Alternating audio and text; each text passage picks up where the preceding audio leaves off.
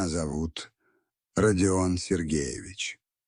Мне 72 года, и большую часть этих лет я прожил, как мне казалось, правильно. Честно. Я не хватал звезд с неба, не гнался за должностями и легкими деньгами. Просто работал, любил свою жену, растил сына. Думал, что на закате дней буду сидеть в окружении внуков, слушать их смех и делиться нехитрой житейской мудростью.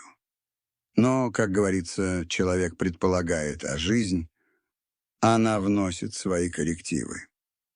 Теперь мой главный собеседник — тишина. Густая, вязкая тишина старой однокомнатной квартиры на окраине Подольска, которую нарушает лишь тиканье ходиков на стене да скрип собственного сердца. Мой единственный сын Михаил, моя гордость, моя надежда, вот уже почти 2 года, как вычеркнул меня из своей жизни. Вернее, не он сам. Его надоумила жена Полина.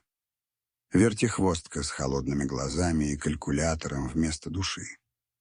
Это она решила, что старый отец, бывший сторож, не вписывается в их новую, успешную жизнь в элитной новостройке. «Папа, ты пойми, у нас другой круг общения», — говорил мне Миша, отводя глаза. «Зачем тебе эти сложности? Живи спокойно». А потом и вовсе запретили видеться с внуками Кирюшей и Машенькой. Сказали, я на них дурно влияю. Чем? Тем, что учу здороваться со старшими и не мусорить на улице. Или тем, что мои сказки не про биржевые индексы, а про Илью Муромца и Василису Премудрую. Иногда я достаю их фотографию из серванта. Вот они, мои кровиночки. Кирюша уже 8, совсем взрослый. Поди. А Машеньке 5. Улыбаются, щербатые, счастливые. Сердце сжимается так, что дышать трудно. Ради них я жил. Ради них хранил свою главную тайну. Тайну, которая могла бы в один миг сделать их богатыми. Но теперь я понимаю, богатство там страшное это испытание. И мой сын, кажется, его уже не прошел. Я ведь не всегда был таким. Тихим стариком в стоптанных тапочках. Я родился и вырос в небольшой деревне под Рязанью. Жили бедно, но дружно. После армии в 20 лет я, как и многие тогда, рванул в Москву. Столица встретила меня шумом, суетой и огромными возможностями. Я верил, что здесь, в этом муравейнике, смогу построить свое счастье. Счастье для меня было простым. Свой дом, любящая жена, дети. Я не брезговал никакой работой. Был и грузчиком на вокзале, и разнорабочим на стройке. Копил каждую копейку, отказывая себе во всем. Через несколько лет я встретил Марину, мою будущую жену. Она работала на швейной фабрике, тихая, скромная девушка с глазами василькового цвета. Мы поженились, получили эту вот самую квартиру в Подольске, тогда еще совсем новом районе. А вскоре у нас родился Мишка. Я был на 7-м небе от счастья. Чтобы обеспечить семью, я устроился ночным сторожем в крупное строительное управление. Работа не пыльная, спокойная. Ночи напролет я сидел в своей каморке, читал книги и думал о будущем сына. Я хотел, чтобы он получил хорошее образование, чтобы его жизнь была легче моей. Директором нашего управления был Эмиль Рудольфович Романов, немец по происхождению, человек старой закалки, строгий, но справедливый. Он ценил мою честность и исполнительность. Однажды осенней ночью, лет 40 назад, я делал обход.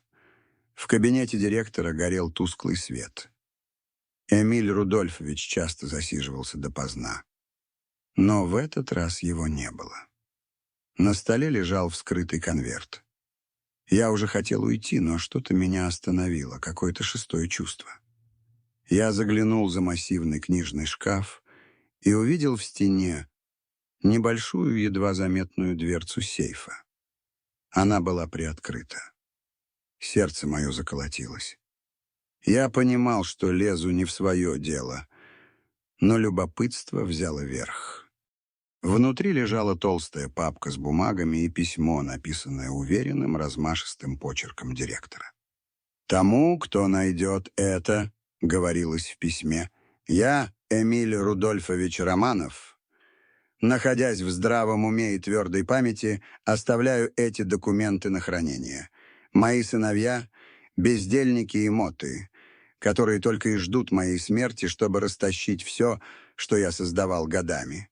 В этой папке, дарственные на 3 квартиры в центре Москвы, я завещаю их тому честному человеку, который сохранит эти бумаги в тайне в течение 20 лет после моей кончины. Пусть это будет наградой за его порядочность». У меня перехватило дыхание. Я держал в руках целое состояние. Всю ночь я не сомкнул глаз, думая, что делать. Сообщить сыновьям Романова? Отнести в милицию? Но слова о награде за порядочность не выходили из головы. Эмиль Рудольфович умер через полгода. И я принял решение. Я сохранил эту тайну. Не для себя, для Мишки. Я решил, что когда придет время, это богатство станет его стартовым капиталом, поможет ему крепко встать на ноги. Шли годы, Миша рос, хорошо учился. Я гордился им. Он поступил в институт, потом нашел приличную работу, а потом встретил Полину. Сначала она мне даже понравилась. Бойкая, современная. Но очень скоро я понял, что за красивым фасадом скрывается холодный расчет. Она быстро взяла моего сына в оборот. Наши с ним разговоры становились все реже. Все чаще я слышал от него новые, чужие слова: инвестиции, статус, недвижимость. Они купили в ипотеку огромную квартиру, дорогую машину. Я радовался за них, но в душе скребли кошки. Я видел, как мой сын меняется, как черствеет его душа. Апогеем стало их решение запретить мне видеться с внуками.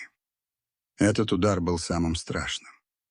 Я пытался поговорить с Мишей, достучаться до него, но натыкался на стену вежливого непонимания. Я остался один. И вот пару месяцев назад случилось то, чего я ожидал и боялся. Телефонный звонок. Михаил. Голос бодрый, неестественно заботливый. «Пап, привет! Как ты? Что-то давно не звонил. Мы тут с Полинкой волнуемся, я чуть не рассмеялся от горькой иронии. 2 года не волновались, а тут вдруг прорвало. Старый лис, я сразу понял, в чем дело. До них дошли слухи. Может, кто-то из бывших коллег проболтался, что Романов оставил мне подарок. Они учуяли запах денег. И тогда во мне созрел план. Жестокий, может быть, но необходимый. Я решил их проверить. Во время следующего звонка я кашлял в трубку, говорил слабым, прерывающимся голосом.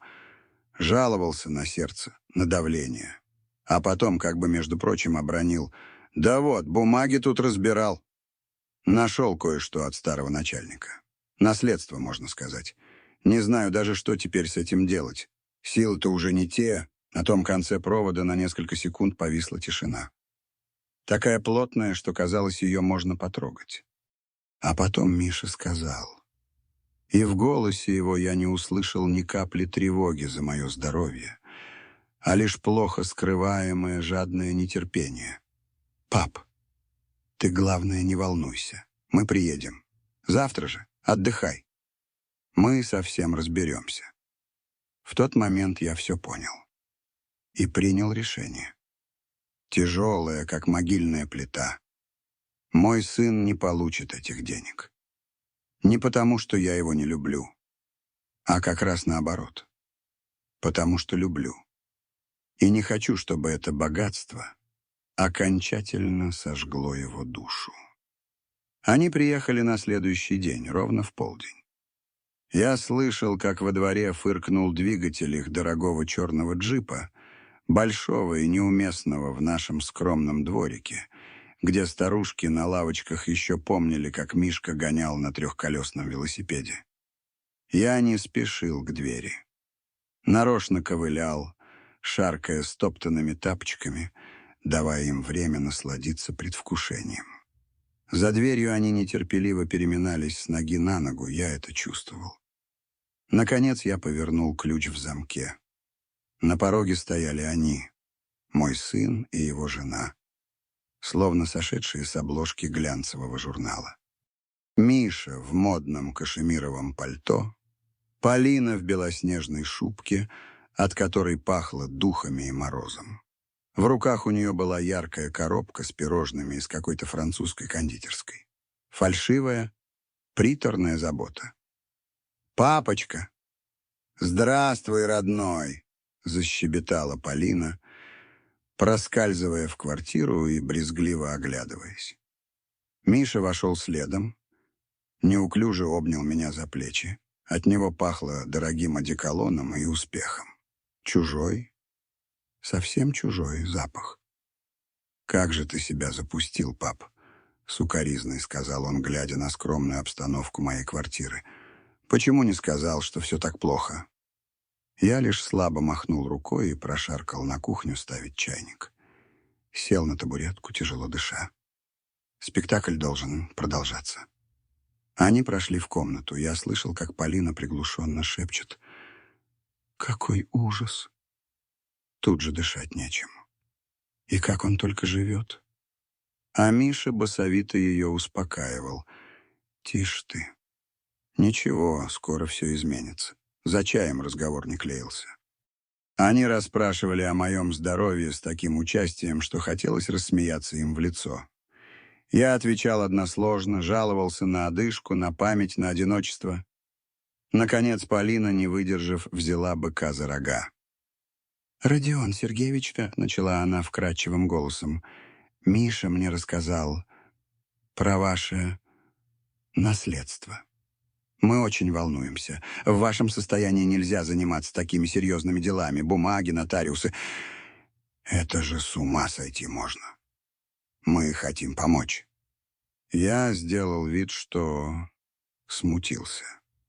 Долго молчал, глядя в чашку с остывшим чаем. Потом вздохнул. «Да какое там наследство? Бумажки старые. Я в них и не понимаю ничего». «Вот-вот», — подхватил Миша. «Пап, ты нам просто покажи, что там. Мы с Полей все уладим. Наймем лучшего юриста, все оформим как надо. Тебе ни о чем не придется беспокоиться». Я медленно поднялся, подошел к старому серванту, где за стеклом стояли фотографии и пара хрустальных рюмок, оставшихся от Марины. Покопался в ящике, среди старых счетов и открыток, и извлек на свет пожелтевший от времени конверт. Тот самый. Я протянул его Мише. Дарственный я, конечно, заранее перепрятал в надежное место. В конверте лежало только письмо Эмиля Рудольфовича. Миша дрожащими руками развернул ветхий лист. Его глаза бегали по строчкам. Полина придвинулась к нему, заглядывая через плечо. Я видел, как на ее лице жадность борется с нетерпением. Когда они дочитали, то переглянулись. В этом взгляде было все. Триумф, алчность и общий план действий, который им даже не нужно было обсуждать. 3 квартиры в центре? Выдохнула Полина, и ее голос сорвался. «Папа!» Миша поднял на меня глаза, и в них плескалось такое счастье, что мне стало жутко. «Папа, ты хоть понимаешь, что это значит? Мы теперь богаты!» Он вскочил, хотел обнять меня, но я его остановил. «Плохо мне что-то», — прохрипел я, хватаясь за сердце. «Воды». Пока Полина суетилась со стаканом, а Миша обеспокоенно хлопал меня по спине, я думал лишь об одном. Как же легко они купились. Как же слепы они в своей жадности. «Я в кухню пойду за таблетками», — сказал я, поднимаясь. И снова, медленно шаркающей походкой, вышел из комнаты, оставив их наедине с письмом и их мечтами. Дверь на кухню я оставил приоткрытой. Я должен был услышать. Они заговорили шепотом, но в звенящей тишине моей квартиры каждое слово било наотмашь. «Продавать нужно сразу все», — шипела Полина. «Цены сейчас на пике. Купим дом в Испании, как я всегда хотела. Детей отправим в частную школу в Англию». «Подожди, не торопись», — отвечал ей Миша, но в его голосе не было возражения, лишь попытка казаться рассудительным. «Сначала нужно все оформить. Найти хорошего риэлтора». «А со стариком что?» — спросила Полина. «Не будет же он с нами в Испании жить. Да и эта квартира, ее тоже можно продать. Копейки, конечно, по сравнению с теми, но все же». Наступила пауза. Я затаил дыхание и услышал слова, которые стали для меня приговором им обоим. «Пристроим его куда-нибудь», — безразлично сказал мой сын, «в частный пансионат для престарелых. С хорошим уходом, все дела. Ему там даже лучше будет. Свежий воздух, присмотр круглосуточный». В ушах у меня зазвенело, земля ушла из-под ног. Я прислонился к косяку, чтобы не упасть.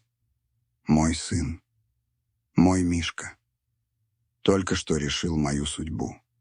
Списал меня со счетов, как старую, ненужную вещь. Когда я вернулся в комнату, они уже снова сидели с озабоченными лицами. Прощаясь, они долго трясли мою руку, обещали заехать завтра же с очень хорошим человеком-юристом, который поможет совсем разобраться. Полина даже попыталась поцеловать меня в щеку, но я увернулся. За ними захлопнулась дверь. В квартире снова воцарилась тишина. Но это была уже другая тишина. Не вязкая и гнетущая, а холодная и ясная, как январское утро. Боль в сердце никуда не делась, но к ней примешалась ледяная решимость. Я подошел к окну и посмотрел вслед удаляющемуся джипу. Нет, дорогие мои, никакой Испании, никаких частных школ. И уж точно никаких пансионатов. У этого богатства будет другой хозяин. Я достал из тайника папку с дарственными. Руки у меня больше не дрожали. Я сел за стол, взял старую записную книжку, в которой хранил номера телефонов тех, о ком не вспоминали в глянцевых журналах. Тех, для кого деньги были не целью, а средством выжить. Пришло время восстановить справедливость. И мой спектакль был еще далеко не окончен. Ночь после их визита была самой длинной в моей жизни. Я не спал, сидел на кухне у окна и смотрел, как редкие фонари выхватывают из темноты заснеженные ветки старых тополей. В голове звучал безразличный голос сына: и пристроим его куда-нибудь в частный пансионат. Эти слова въелись в память, как клеймо. Не было уже ни обиды, ни горечи. Только холодное, звенящее опустошение и странное чувство свободы. Той самой свободы, когда терять уже нечего. Когда ты понимаешь, что все твои привязанности, надежды и иллюзии — лишь прах, а значит, ты волен поступать так, как велит совесть, а не сердце, обманутое родной кровью. На рассвете, когда небо на востоке из серого стало жемчужным, я принял душ, тщательно побрился и надел свой лучший, еще советский, костюм. Тот, в котором я когда-то вел Мишку в первый класс. Костюм сидел мешковато на моих усохших плечах, но придавал какой-то солидности. необходимый для задуманного. Я достал из тайника папку. Внутри 3 дарственные, отпечатанные на плотной гербовой бумаге. Имена владельцев были не вписаны. Эмиль Рудольфович и тут все предусмотрел, оставив финальное решение на усмотрение своего невольного поверенного. Первой в моем списке была тетя Шура, Александра Ивановна, наша бывшая соседка по лестничной клетке.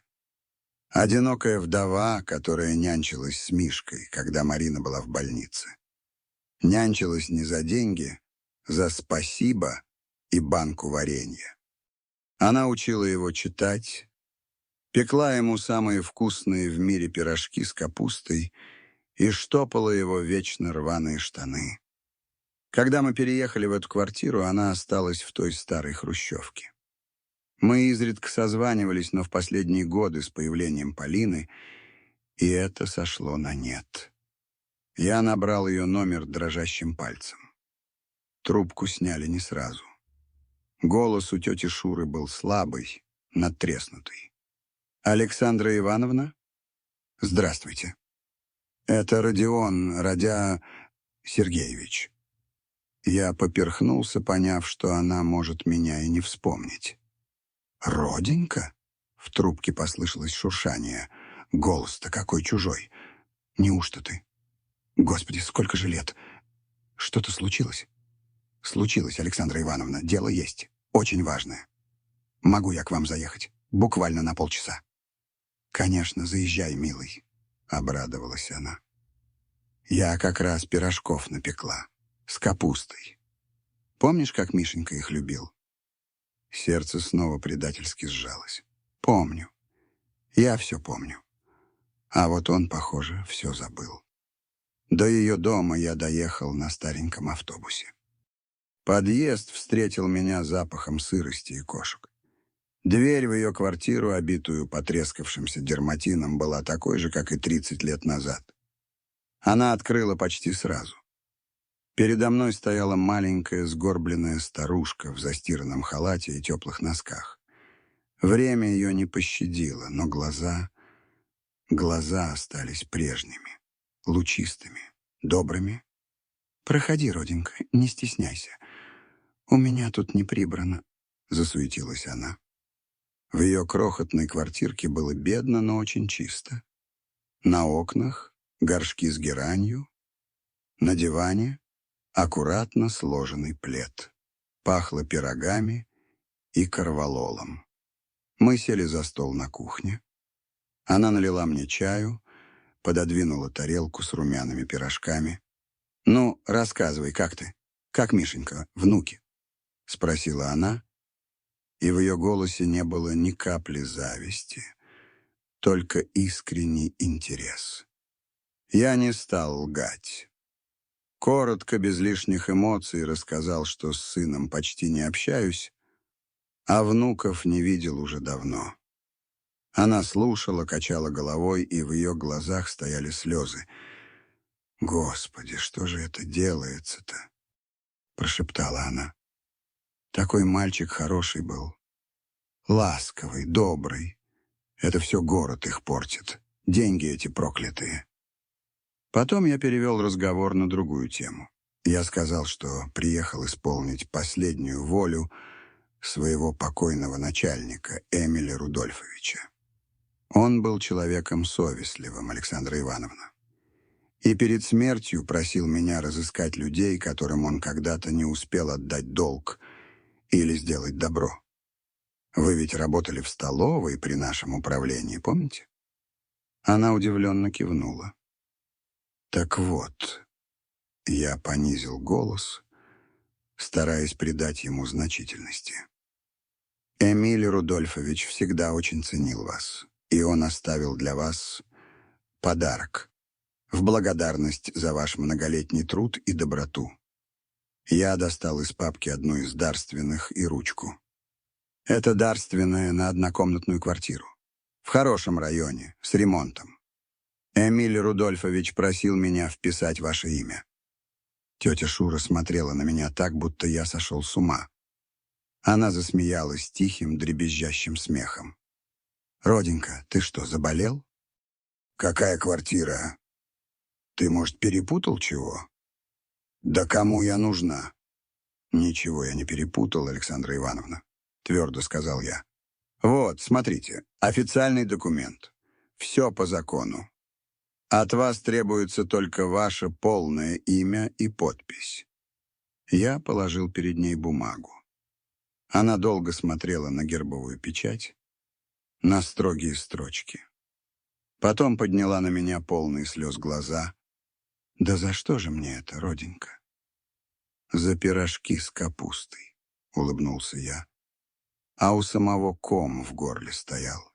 «За доброту вашу. За то, что вы настоящий человек». Я помог ей вписать ее имя, показал, где расписаться. Она выводила буквы медленно, как первоклассница. Когда все было кончено, она вдруг заплакала.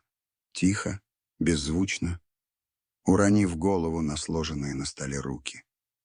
Ее худенькие плечи вздрагивали. Я сидел рядом, не зная, что сказать, и только гладил ее по сухой морщинистой руке. Это были слезы не только радости. Это были слезы всей ее тяжелой, одинокой жизни, в конце которой вдруг блеснул такой немыслимый, невероятный просвет. Уходил я от нее с легким сердцем. Первый долг был отдан.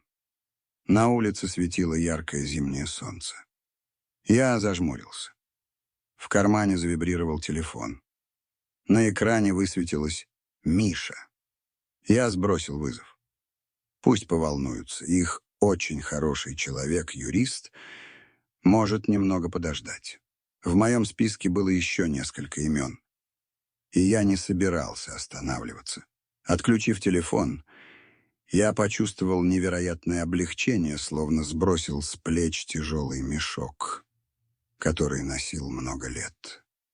Мешок с ложными надеждами, с сыновьей любовью, которой, как оказалось, никогда и не было. Воздух морозный и чистый пьянил. Я не поехал домой.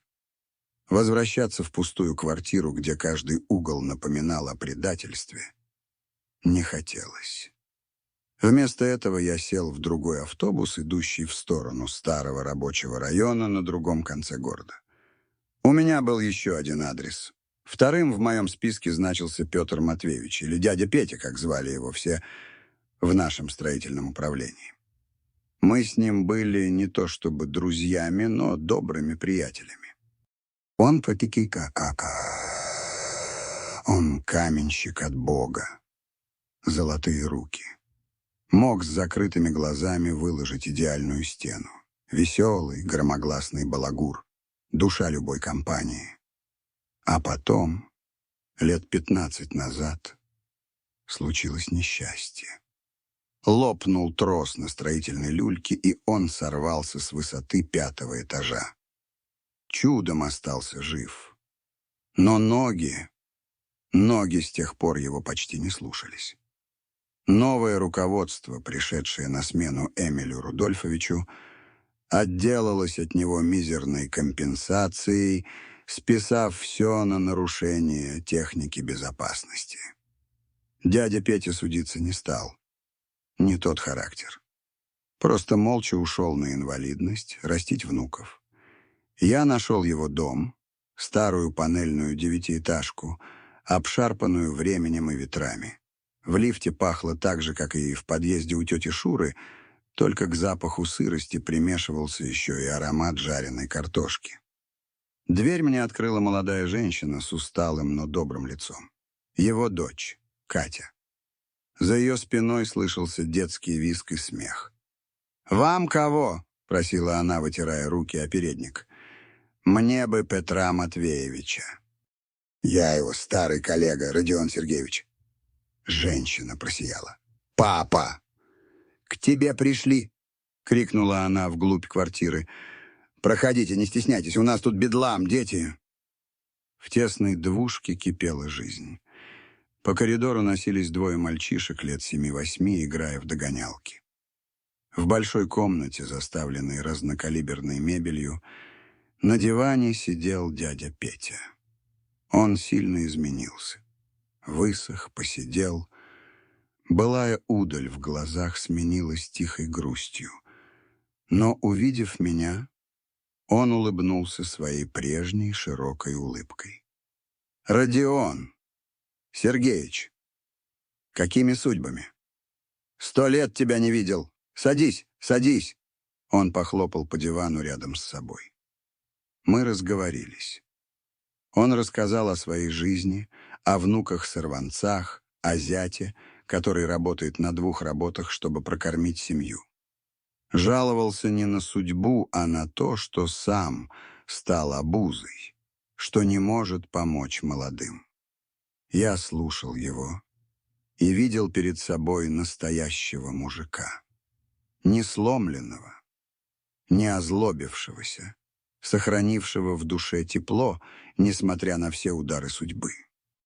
Пока мы говорили, в комнату заглянула Катя. «Папа, тут опять звонят какие-то люди, нервные очень. Тебя спрашивают, Родион Сергеевич. Говорят, дело срочное». Я похолодел. Они меня нашли. Видимо, обзвонили всех, кого только могли вспомнить. «Скажите, что меня здесь нет, и вы не знаете, где я», — попросил я Катю. Она с удивлением посмотрела на меня, но кивнула и ушла. «Сын», — коротко пояснил я дяде Пете, — «наследство делим». Он все понял и больше ни о чем не спрашивал. Пришло время и мне переходить к делу. Я снова рассказал свою легенду об исполнении последней воли Эмиля Рудольфовича. Помните его, Матвеич? Он ведь очень вас ценил. Говорил: «У Петьки руки не из золота, а из чистого платинового слитка». Он знал о вашей беде и очень сокрушался, что не успел помочь. Но он оставил распоряжение. Для вас. Дядя Петя смотрел на меня недоверчиво. Для меня? Да что он мог для меня оставить? Спасибо, что на работе держал, и на том спасибо. Он оставил вам возможность жить по-человечески, Матвеич. Я достал из папки 2-ю дарственную. Это квартира. Большая, 3-комнатная. В новом доме. Чтобы и вам, и детям, и внукам места хватило. Чтобы зять ваш с 1 работы приходил, а не с 2. Чтобы Катя ваша хоть иногда отдыхала. Я положил перед ним документ. Он долго смотрел на бумагу, потом перевел взгляд на меня. В его глазах стояло недоумение. «Сергеич, ты это серьезно? Это не шутка? Не розыгрыш?» «Какие уж тут шутки, Петр Матвеевич. Все по-настоящему. Ваша фамилия, имя, отчество». Он назвал. Я аккуратно вписал их в нужную графу. В этот момент в комнату вбежали его внуки. Они перестали гоняться друг за другом и с любопытством уставились на нас. «Деда, а что это дядя пишет?» — спросил один из них. Дядя Петя посмотрел на внуков, потом на дарственную, и вдруг его лицо сморщилось, плечи затряслись. Он большой, сильный мужик, которого не сломила страшная травма, заплакал. Не так, как тетя Шура, тихо и горько. Она взрыт по-мужски, не стыдясь своих слез. Внуки испуганно прижались к нему. Катя, прибежавшая на шум, застыла на пороге, ничего не понимая. «Папа, что случилось?» «Радость, дочка, радость. Случилось». Только и смог выговорить он сквозь рыдание. Я ушел по-английски, не прощаясь. Мне не нужны были слова благодарности. Я видел все в их глазах. В своей каморке ночного сторожа я часто думал о справедливости. О том, почему одним там все, а другим так ничего.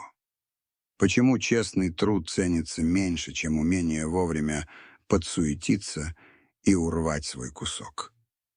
Теперь я не думал. Я действовал.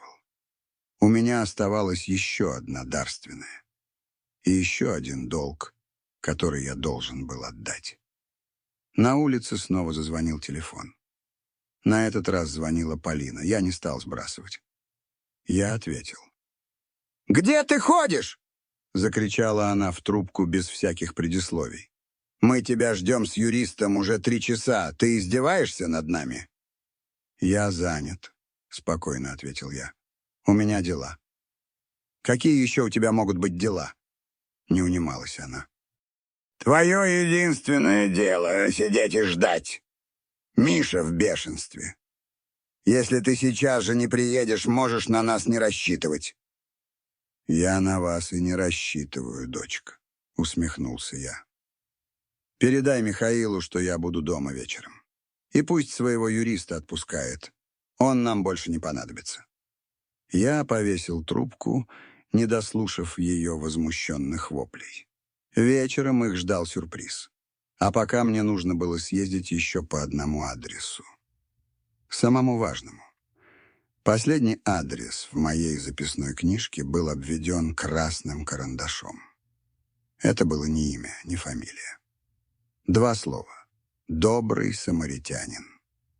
Так назывался небольшой частный приют для одиноких стариков на самой окраине города. Я был там однажды, много лет назад, когда мы с профкомом собирали для них подарки к Новому году. Воспоминания остались тяжелые. Бедность, казенные стены, запах лекарств и какая-то всепроникающая тоска в глазах постояльцев. Но была там и другая сторона. Самоотверженность нескольких женщин-волонтеров и директора Анны Викторовны, которая, казалось, держала на своих хрупких плечах весь этот Ноев ковчег, отвергнутый миром. Я добирался туда почти 2 часа с 3 пересадками. Приют располагался в старом двухэтажном здании бывшего детского сада. С тех пор ничего не изменилось. Та же облупившаяся желтая краска на стенах, те же заплаты на крыше. Только деревья в саду стали выше. Внутри меня встретила та же тишина, что и в моей квартире, но она была другой. Не пустой, а наполненной приглушенными звуками. Где-то шаркали тапочки, кто-то тихо кашлял за дверью. Из общей гостиной доносилось бормотание старого телевизора. Анну Викторовну я нашел в ее крохотном кабинете, заваленном бумагами и коробками с медикаментами. Она ничуть не изменилась. Все та же худенькая женщина с усталыми, но поразительно ясными глазами и туго стянутыми в узел сидеющими волосами. Она подняла на меня голову, оторвавшись от каких-то счетов, и я увидел, как глубоко пролегли морщины у нее на лбу. «Здравствуйте», — сказала она. «Вы к кому-то?» «К вам, Анна Викторовна. Меня зовут Родион Сергеевич. Мы с вами встречались когда-то...» Она вгляделась в мое лицо, пытаясь вспомнить. Я не стал ее мучить и сразу перешел к делу, в 3-й раз за день рассказывая свою легенду о последней воле Эмиля Рудольфовича Романова. «Мой бывший начальник, он жертвовал вам когда-то анонимно и перед смертью оставил распоряжение. Он хотел, чтобы его деньги послужили по-настоящему благому делу. Анна Викторовна слушала меня с вежливым недоверием. За годы своей работы она, должно быть, насмотрелась на всяких, и на пустых обещальщиков, и на мошенников. «Я вас слушаю», — сказала она сдержанно. «Чем мы можем?» «Нет, это я могу вам помочь», — перебил я ее. «Вернее, он, Эмиль Рудольфович. Он оставил вашему приюту недвижимость». Я достал последнюю, 3-ю дарственную, и положил на стол поверх счетов и квитанций. Это была самая ценная бумага. Дарственная на ту самую 4-комнатную квартиру в сталинском доме на Кутузовском проспекте, где когда-то жил сам Романов. Директор взяла бумагу, пробежала глазами по строчкам. Ее брови поползли вверх. Она несколько раз перечитала текст, словно не веря своим глазам. 4-комнатная на Кутузовском. — прошептала она. «Родион Сергеевич, это какая-то ошибка. Или очень жестокий розыгрыш. Вы представляете, сколько это стоит? На эти деньги можно целый новый корпус построить. Можно нанять еще 3 сиделок и врача. Можно...» Ее голос сорвался. Она подняла на меня глаза, и в них стояли слезы. Но это были не слезы радости, а слезы отчаяния от несбыточности такой мечты. «Никакой ошибки, Анна Викторовна, вот документ. Впишите сюда полное наименование вашей организации. И все. Квартира ваша. Вы сможете ее продать и потратить деньги на нужды приюта». Именно так и хотел мой покойный начальник. Я попросил ее провести меня по приюту. Я хотел убедиться, что не ошибся в своем выборе. Мы шли по тихим коридорам. Она показывала мне палаты, чистые, но убогие, с продавленными казенными кроватями. Показывала столовую, где на столах стояли алюминиевые миски. Показывала гостиную, где на диване, покрытом вытертым пледом, сидели несколько стариков и старух и смотрели сериал. Они смотрели не на экран, а сквозь него. У каждого был такой взгляд, какой бывает только у людей, от которых все отказались. В одном из них я вдруг узнал себя. Не внешне, внутренне. Я увидел ту же пустоту в глазах, то же отчаянное одиночество, которое поселилось во мне после предательства сына. Я вдруг отчетливо понял, какой пансионат мне готовил Миша. Наверное, с евроремонтом и вежливыми медсестрами. Но с той же самой пустотой в глазах постояльцев. «Спасибо, Анна Викторовна, я все понял», — сказал я, когда мы вернулись в ее кабинет. Она молча вписала в дарственное название приюта. Ее руки дрожали так, что она едва держала ручку. Когда она поставила подпись и печать, она откинулась на спинку стула и закрыла лицо руками. Я оставил ее одну. Я уходил из доброго самаритянина с тяжелым, но одновременно и просветленным сердцем. Я раздал все. Я был теперь так же беден, как и в тот день, когда приехал в Москву из своей рязанской деревни, но я никогда в жизни не чувствовал себя богаче. На улице уже смеркалось. Зажигались фонари. Я сел в автобус, идущий в сторону моего дома. В сторону моего прошлого, которое я должен был окончательно отпустить. Впереди меня ждал самый трудный разговор в моей жизни. Разговор с моим сыном. Я не знал, что я ему скажу. Но я точно знал, что бояться мне больше нечего. Человек, которому нечего терять, он непобедим. Когда я вошел в свою квартиру, они уже были там.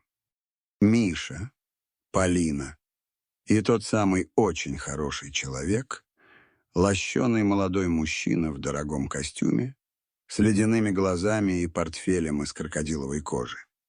Они сидели на кухне, как коршуны, слетевшиеся на добычу. Атмосфера была настолько тяжелой, что, казалось, ее можно резать ножом. «Наконец-то!» — воскликнул Миша, вскакивая. «Отец, это Аркадий Львович, наш юрист. Мы ждем тебя с самого утра. Где ты был?» В его голосе смешались раздражение и плохо скрываемое нетерпение. Полина сверлила меня взглядом, в котором читалась откровенная ненависть. «Гулял?» — просто ответил я, снимая пальто. «Погода хорошая. Да и дела были». «Какие дела могут быть важнее нашего будущего?» — взорвалась Полина. «Ты хоть понимаешь, что речь идет о миллионах?» «Теперь уже нет», — спокойно сказал я, проходя на кухню. Я сел за стол напротив них. Прямо под иконой, которую когда-то вышивала моя покойная Марина. Никаких миллионов больше нет. Наступила тишина. Такая густая, что я слышал, как тикают старые часы в коридоре. «Что? Что ты имеешь в виду?» — первым нарушил молчание Миша. Его лицо начало медленно бледнеть. То, что вы слышали, нет больше никаких квартир, никакого наследства. Я все раздал. Я говорил это ровным, лишенным всяких эмоций голосом. Я смотрел прямо в глаза своему сыну, пытаясь найти там хоть что-то, кроме алчности, не нашел. «Как? Раздал?» — пролепетала Полина, ее лицо исказилось. «Кому? Ты не имел права, ты старый маразматик». «Имел», — отрезал я. «Дарственные были оформлены так, что я мог вписать туда любое имя. И я вписал. Имена тех, кто этого действительно заслуживал. Тех, кто не бросил бы меня умирать в богадельне ради квадратных метров». Юрист, до этого молча наблюдавший за сценой, кашлянул. «Простите, что вмешиваюсь», — вкратчиво начал он. «Но если ваш отец, скажем так, не вполне здоров, то любую сделку можно оспорить в суде. Мы докажем его невменяемость». «Попробуйте», — усмехнулся я. «Только учтите, Аркадий Львович, одна из квартир отошла приюту для престарелых «Добрый самаритянин». Думаю, шум в прессе вам не понравится. Журналисты любят такие истории. Неблагодарный сын пытается отобрать у серых стариков последний кусок хлеба, подаренный его отцом. Юрист мгновенно сник. Он понял, что дело проиграно. Он бросил злой взгляд на Мишу, словно говоря, «Я тебя предупреждал». А Миша молчал. Он смотрел на меня, и в его глазах я увидел нечто новое. Не злость, не ненависть, недоумение. Словно он впервые в жизни столкнулся с чем-то, что не укладывалось в его картину мира, где все продается и покупается. «Зачем, отец?» — наконец выговорил он. «Зачем ты это сделал?» И тут меня прорвало. Вся боль, вся обида, что копилось во мне годами, вырвалось наружу. «Зачем?» — закричал я, и мой голос сорвался. «А затем, что я хотел умереть, зная, что мой сын — человек, а не калькулятор. Затем, что я всю жизнь работал, как проклятый. Не для того, чтобы ты превратился в это бездушное существо. Я помню, как ты плакал, когда котенок на даче сломал лапу, помнишь? Где тот мальчик, Миша? Куда ты его дел? Продал за эту...» — махнул рукой в сторону Полины. «За машину? За шмотки?» Полина взвизгнула и вскочила. «Не смейте!» «Я не позволю. Пойдем, Миша. Ему бесполезно что-то объяснять. Он выжил из ума». Она схватила его за руку. Но он не двигался. Он продолжал смотреть на меня. И я увидел, как по его щеке скатилась слеза. Одна. Скупая, мужская. Может быть, тот мальчик еще был жив где-то в глубине его души. Может быть, еще не все было потеряно. Но я знал, что жить вместе мы уже никогда не сможем. Слишком глубокая пропасть пролегла между нами. «Уходите», — тихо сказал я. Они ушли. Юрист выскочил первым, как ошпаренный. Полина, бросив на меня последний испепеляющий взгляд, потащила за собой мужа. Миша обернулся в дверях. Он хотел что-то сказать, но не смог. Просто посмотрел на меня долгим тяжелым взглядом и вышел. Я остался один. В пустой квартире, в которой больше не было ничего ценного, кроме моей совести. Я подошел к окну. На улице шел снег. Крупные белые хлопья медленно кружились в свете фонаря. Я смотрел на них и впервые за долгие месяцы чувствовал покой. Я не знаю, как сложится их жизнь. И не хочу знать. Может быть, тот мой крик и его слеза что-то изменят. А может и нет. Это уже их путь. Свой я прошел. У меня остались внуки, которых я по-прежнему люблю и буду ждать. Может быть, когда-нибудь они поймут, почему их дед Родион Сергеевич, бывший ночной сторож, в один прекрасный день решил стать сказочно богатым, раздав все, что у него было. Ведь настоящая семья — это не кровь. Это любовь и общие ценности. И иногда нужно потерять все, чтобы обрести самого себя.